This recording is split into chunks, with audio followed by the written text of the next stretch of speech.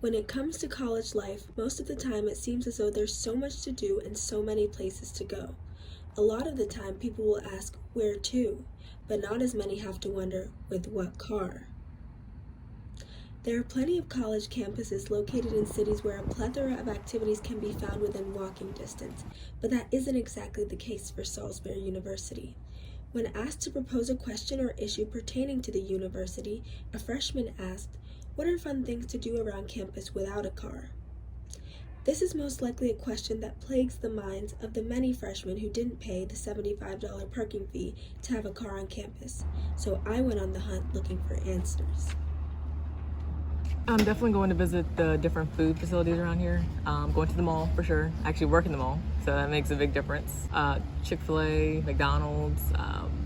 I love to go to Texas Roadhouse, Longhorn.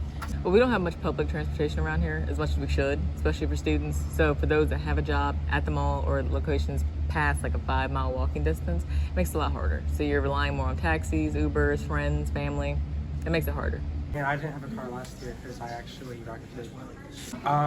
It just sucked. It was like, I actually, well, to be fair, I was on campus. I was living on campus, but I also wasn't able to like get around to other places around Salisbury. So that wasn't fun. So I didn't like living on campus all the time. You know what I mean? Well, I have friends who have cars, especially my sorority. Like, we all help each other out. It really depends on my mood. Sometimes I want to go to the mall. Sometimes actually like going to the library. I actually kind of like I love some of my classes, so sometimes like reading the things are actually kind of interesting. Well, I feel like in Salisbury, there are some like college towns, like I know like St. Mary's, like you need to have a car to it's 45 minutes to get anywhere, like but like here, well, if it is possible to walk to some places, like I have definitely made a walk to Dunkin'. It is a bit difficult, especially if you want to go to the grocery store. You really would need a car. You would need to like Uber, and obviously Uber's very expensive.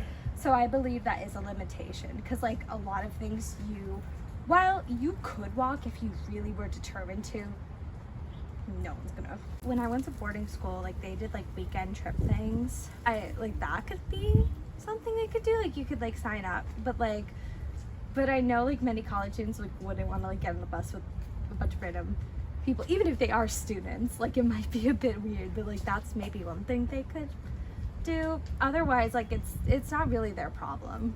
Just because I don't have a car, and because a lot of the things, and you could get groceries from Dollar General or CVS, which is definitely in walking distance. There isn't much they can do. So to all the freshmen without cars who are eager to venture off campus, you heard it here first from the big kids. Some colleges are located in cities with great transportation options. Other colleges are dab smack in the middle of nowhere. But as for Salisbury University, it finds itself somewhere in the middle of these two realities.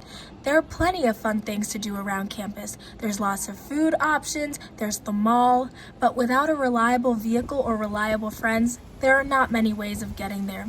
So until the university decides to provide transportation sources for its students, for now, students without cars are left to make the most of their situations, make their own fun. And the Seagulls of Salisbury are surely skilled in that area.